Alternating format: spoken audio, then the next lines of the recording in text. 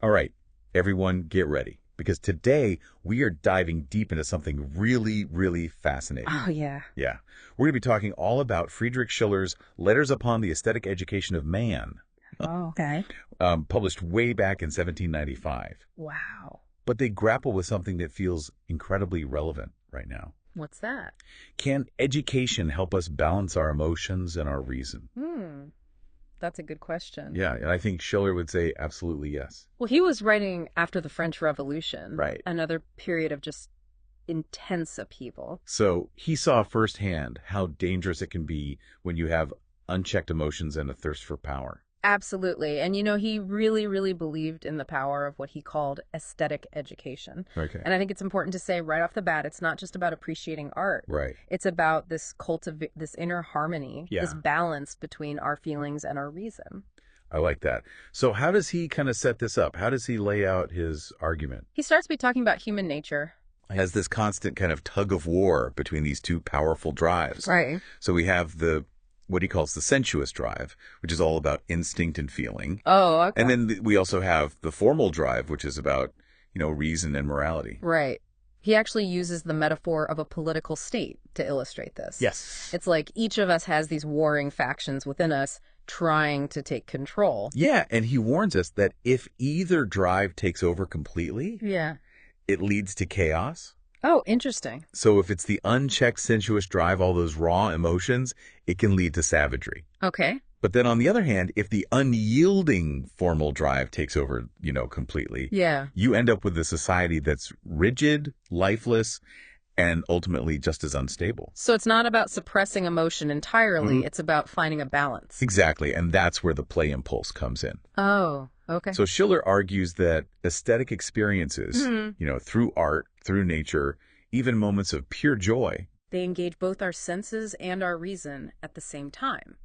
Interesting. It's like we can play with our emotions without being completely controlled by them. So it's not just about feeling things deeply, it's also about shaping them and kind of refining them too. Yeah, exactly. Okay. And then from this interplay between the sensuous and formal drives, a third force emerges. Okay.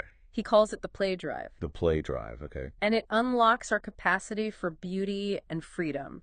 So this is where things get really interesting. Yes. Because he describes this as a kind of free determination that can bridge the gap between our raw emotions and our ability to think rationally. Yeah, it's powerful stuff. It is. And that brings us to the power of beauty itself. Okay. It's not just about pleasure or aesthetics. Right. It's about this ability to bridge the gap between our senses and our intellect.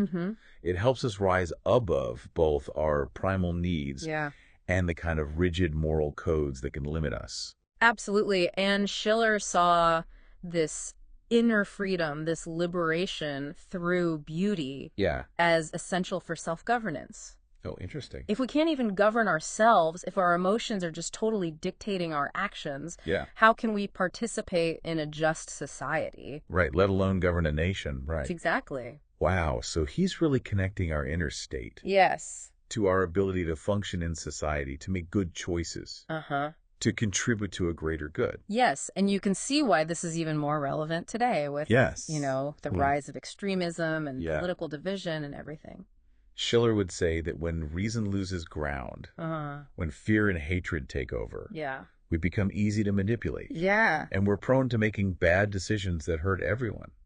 Right, so it's not just about personal development. Right. It's about the foundations of a just society. Wow. This is important for everyone listening. Yeah, I think so too. And we haven't even gone to the practical applications yet. Oh, I want to hear more about that. We'll get there. But before we move on, are there any criticisms of Schiller's ideas? Oh, that's a great question. Yeah. And it's something he grappled with himself. Yeah. Is this whole idea of aesthetic education achievable for everyone? Right, right. He acknowledged that access to beauty and these kinds of artistic experiences, it wasn't equal for everyone. Right, especially back then. Especially in his time, Yeah, even today. I mean, there are inequalities that limit these opportunities for people. Absolutely. Yeah. But he believed that the capacity for these kinds of aesthetic experiences is in all of us. Yes, he did. It doesn't matter our background or social standing. Exactly. So it's not just about going to museums and theaters. No. It's about cultivating a certain way of seeing and experiencing the world. Exactly. Okay, I like that. Remember, Schiller was writing in a time when beauty was often associated with, elite circles? Right. And he was pushing back against that, saying that true beauty, it can be found anywhere, in nature, in relationships, even in the midst of struggle. So how do we cultivate this then? Well, this aesthetic sensibility? That's the big question. How do we put his ideas into practice? He didn't give us a step-by-step guide or anything. Right. But he did offer some interesting insights. Yeah. For example, he talked about the importance of engaging with art that challenges us. Okay. Art that makes us feel things deeply. Right. Even if those feelings are uncomfortable. Oh, interesting. He thought that true aesthetic experiences should awaken our senses and our minds. Yeah. Not just soothe or entertain us. So don't shy away from art that provokes you or makes you think about things. Exactly. He saw art as a training ground for navigating the complexities of life. Interesting. He argued that by confronting those emotions and challenging ideas through art, we actually strengthen our capacity for feeling and understanding. So it's like a muscle. Yes. The muscle of emotional intelligence. It's not about ignoring our emotions. No. It's about learning to engage with them in a healthy way. And beauty plays a really crucial role in all of this. Okay. Schiller believed that beauty isn't just about pleasure. It's about harmony and balance. Yeah. And this kind of reconciliation between those opposing forces within us and out there in the world. So beauty can actually help us bridge those divides, internally and externally. Precisely. Very well. He really believed that. By cultivating our capacity for aesthetic experience, we can understand ourselves better, we can understand others better, and we can understand the world around us better. Okay, I see how this all connects back to his ideas about self-governance and building a better world. Absolutely. Remember, he was writing in a time of turmoil. Right. And he saw how dangerous it was when people let their emotions run wild and how that thirst for power could lead to violence. Yeah. He believed that a society that values aesthetic education is less likely to fall into fanaticism and division. That's a really interesting idea. So he's saying that cultivating beauty, cultivating our sense of beauty actually cultivates our capacity for reason. For empathy. Yes. For all the things that make us better humans and better at governing ourselves. Exactly. And that's why I think his analysis is more urgent than ever now when we see all this extremism and polarization. He'd say when reason loses ground, when fear and hate take over, we're vulnerable. Absolutely. And we make bad decisions that hurt ourselves and other people. It's a downward spiral. Right. And that's why this isn't just about individual self-improvement. It's really about the foundations of a good society. It's really about the survival of democracy, maybe. Yeah. Yeah. And we haven't even gotten to the practical applications yet. Oh, right. We'll get there. Okay, but I'm curious to hear more about that. Me too, actually. Before we move on. Yeah. Are there any criticisms of Schiller's ideas? Oh, of course, I mean, is this... There are always criticisms. Yeah. Is this whole aesthetic education thing achievable for everyone? Right. I mean, that's a good question. It is. It is. And he acknowledged that, access to these experiences isn't equal for everyone. Yeah. Especially in his time. Right. Right. But he believed that the capacity for it was inherent in all of us. Okay. So it's not just about having access to museums or theaters. Right. It's about cultivating that way of seeing the world. Exactly. Okay, I like that. And remember, he was writing in a time when beauty was often associated with, elite circles. Right. But he was pushing back against that. Yeah. He said true beauty can be found anywhere, in nature, in relationships, even in struggle. So how do we cultivate that? Right. How do we cultivate that aesthetic sensibility? That's the question, isn't it? Yeah. He didn't provide like a step-by-step guide. Right. But he offered some really fascinating insights. Like, for example, he talked about how important it is to engage with art that challenges us. Okay. Art that makes us feel things deeply. Okay. Even if those feelings are uncomfortable. Interesting. Because he believed that true aesthetic experiences should awaken our senses and our minds. Yeah. They shouldn't just soothe us or entertain us. Right. They should make us think. So we shouldn't shy away from art that provokes us, that makes us question things. Exactly. He saw art as this kind of training ground for navigating the complexities of life. Interesting. He argued that by confronting those difficult emotions and challenging ideas through art, we actually strengthen our capacity for feeling and understanding. So it's like building a muscle. Exactly. That muscle of emotional intelligence. Yeah, it's not about suppressing our emotions. Right. It's about learning how to engage with them in a healthy way. Okay. And beauty is a huge part of this. Schiller believed that beauty isn't just about pleasure. Right. It's about harmony, balance, and this kind of reconciliation between opposing forces within us and in the world. Right. Like between reason and emotion. So beauty can help us bridge those divides, you're saying? Exactly. Both internally and externally? Yes. Okay, that's really interesting. And he believed that by cultivating that capacity for aesthetic experience, we can develop a deeper understanding of ourselves, of other people, and the world. Okay, and that in turn... And that understanding can foster empathy, compassion, a more reasoned approach to solving problems. So it all goes back to his ideas about self-governance and a better society. Okay, I'm starting to see how this all fits together. Yeah. It's really fascinating. He was writing in a time of such upheaval. Right. And he saw how unchecked emotions and the desire for power could lead to tyranny. Right. It's happening all over again right now, too. It is. It is. Yeah, it's kind of scary. It's really important to understand these things and to think about how we can cultivate these qualities that make us more resistant to that. Right. More likely to create a just and harmonious society. So he's saying that by developing our capacity for beauty, we're actually developing our capacity for reason. Exactly. For empathy. For all of the things that make us more humane and more capable of governing ourselves and our societies. Yes, and you can see why this is more relevant than ever today. Right. Amidst all the extremism and political division and the spread of misinformation, it's really important to understand how these forces work. So it's not just about individual development. It's about the foundations of a stable and just society. Exactly. Yeah, this is starting to feel really important for our listeners. It is, and we haven't even gotten to the practical applications yet. Oh, right. But we will. I'm ready to hear more about that. We'll get there.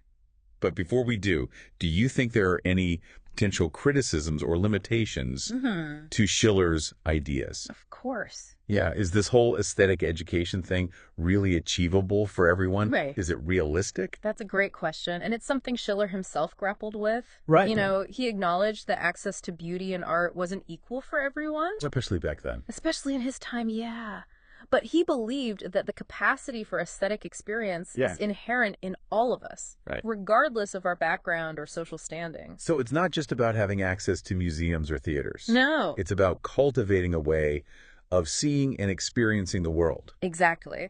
Remember, Schiller was writing in a time when beauty was often associated with elite circles? Right. He argued that true beauty can be found everywhere. Yeah. In nature, in human relationships, even in the midst of struggle and suffering. So how do we actually cultivate this aesthetic sensibility? How do we put Schiller's ideas into practice in our everyday lives? Well, he didn't give us a step-by-step guide or anything. Okay. But he offered some fascinating insights. Right. Like, for instance, he talked about the importance of engaging with art that challenges us. Okay. Art that makes us feel things deeply, even if those feelings are uncomfortable. Interesting. He thought that true aesthetic experiences should awaken our senses and our minds. Okay. Not just soothe or entertain us. So we shouldn't shy away from art that provokes us, that makes us question our assumptions. Exactly. Schiller saw art as a kind of training ground for navigating the complexities of life. He argued that by confronting difficult emotions and challenging ideas through art, we actually strengthen our capacity for both feeling and understanding. Right. So it's not about... It's like building a muscle. Go. The muscle of emotional intelligence. I like that. Yeah. It's not about suppressing or ignoring our emotions. Right. It's about learning to engage with them in a healthy and productive way. And beauty plays such a crucial role in this process. Schiller believed that beauty isn't just about pleasure, it's about harmony, balance, and a kind of reconciliation between the opposing forces within us and the world around us. So beauty can actually help us bridge those divides both internally and externally. Precisely. He believed that by cultivating our capacity for aesthetic experience, we can develop a deeper understanding of ourselves, others, and the world around us.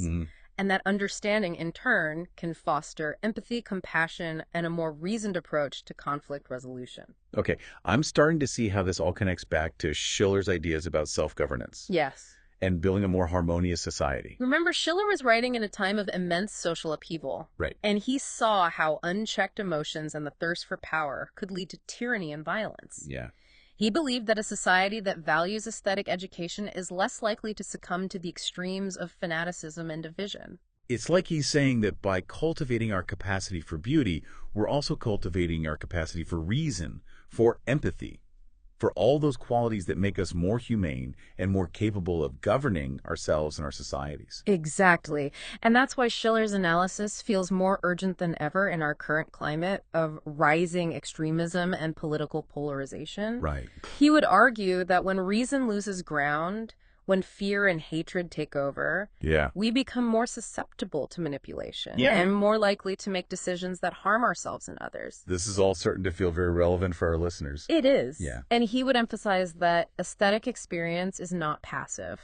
Okay. It's not just about consuming art or beauty. Right. It's about actively engaging with it, creating it, and using it to shape our own lives and the world around us. So it's not just about going to museums and concerts. It's about finding ways to express our own creativity, to bring beauty into our everyday lives. Yeah, exactly. And he believed that this active engagement with beauty, both as individuals and as a society, is crucial for fostering those qualities of self-governance, empathy, and reason that are so essential for building a more just and harmonious world. This is such a powerful idea. It's like he's saying that beauty is not just a luxury, it's a necessity for a healthy and thriving society. Precisely.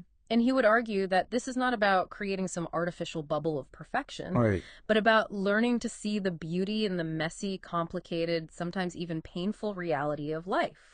It's about finding those moments of grace and wonder that can inspire us to be our best selves, even amidst the challenges and uncertainties of the world. Wow, that's beautiful. But I have to ask, do you think there are any potential downsides to this emphasis on aesthetic experience? Could it be used to distract us from the very real problems of injustice and inequality in the world? That's an important question, and one that Schiller himself grappled with. It's crucial to remember that his ideas need to be critically examined and adapted to address the complexities of our modern world. We need to be careful not to use aesthetics to justify complacency or to ignore the very real struggles that people face. So it's not about escaping from reality through art. It's about using art to engage with reality in a more profound and meaningful way. Exactly. It's about using our aesthetic sensibilities to sharpen our awareness of injustice, to fuel our empathy for those who are suffering, and to inspire us to work for a more just and equitable world. That makes a lot of sense. So if we were to distill Schiller's ideas down to a few key takeaways for our listener, what would they be?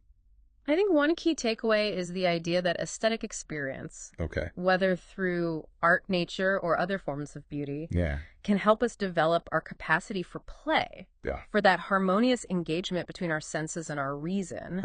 This play allows us to approach life with a greater sense of freedom, creativity, and emotional intelligence. And another key takeaway is that beauty is not just about pleasure. It's about harmony balance and a kind of reconciliation between the opposing forces within us and within the world around us. Right. And this reconciliation, this inner balance, is crucial for both individual and societal well-being. It allows us to govern ourselves more effectively, to engage with others more empathetically, and to contribute to a more just and harmonious world. So by cultivating our aesthetic sensibilities, we're not just enriching our own lives, we're also contributing to the betterment of society as a whole. Exactly. And finally, I think it's important to remember that Schiller's vision of aesthetic education is not about creating some artificial bubble of perfection, but about learning to see the beauty in the messy, complicated, sometimes even painful reality of life. It's about finding those moments of grace and wonder that can inspire us to be our best selves, even amidst the challenges and uncertainties of the world. Precisely. It's about recognizing that beauty is not separate from life, but deeply intertwined with it. And by embracing this interconnectedness, we can cultivate a more nuanced, compassionate, and meaningful way of being in the world. Wow, that's such a powerful and inspiring message. I can see how Schiller's ideas can provide a much-needed antidote to the cynicism and despair that can sometimes feel overwhelming in our modern world. I agree. And I think he would urge us to seek out those moments of beauty. Right. Those sparks of hope and inspiration, even in the darkest of times. Because those are the things that can sustain us, that can fuel our own efforts to make a difference in the world. Yeah, it's like he's reminding us that even when things feel chaotic and maybe even ugly, there's still beauty out there. Yeah. We just have to be open to it. And be open to being moved by it. Yeah. You know, really letting it transform you. Right. Schiller believed that beauty has the power to heal, to connect, and to inspire us to be better. So aesthetic education is almost like becoming more human, more aware. Yeah, more in tune with the world around us. Right. And more capable of living a life that has meaning.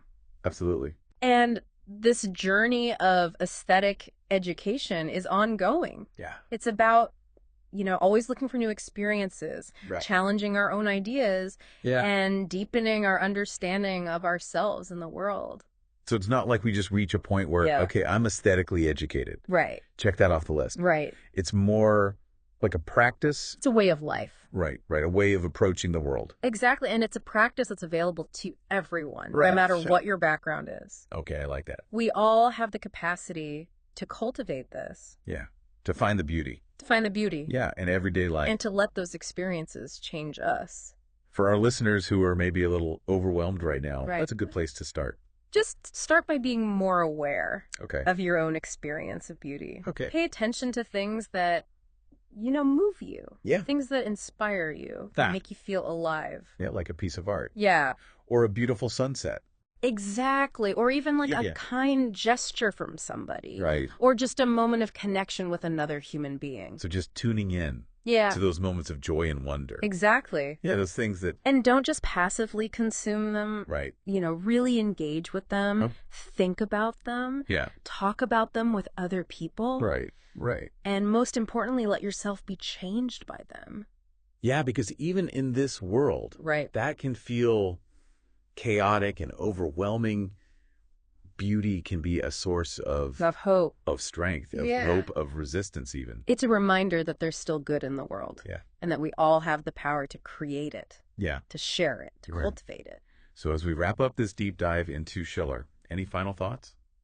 Well, I think Schiller would want us to remember that beauty isn't just frivolous or superficial. Yeah. It's a powerful force that can really shape our lives, our communities, even the course of history. It's a big idea. It is. Yeah. You know, by cultivating our own capacity for beauty, we're not just enriching our own lives. Yeah. We're helping to make the world a better place. It's a beautiful thought. Thank you so much for taking us on this journey into Schiller's ideas. Oh, it's been my pleasure. I really hope our listeners got a lot out of this. Me too. It's always great to revisit his work. Yeah. There's so much wisdom there. Right. That's still relevant today. Absolutely. Well, for our listeners who want to learn more, we'll include links to some of Schiller's writings in the show notes. That's a great idea. Yeah. And until next time, keep exploring, keep questioning. Yes. And keep looking for those moments of wonder that make life worth living.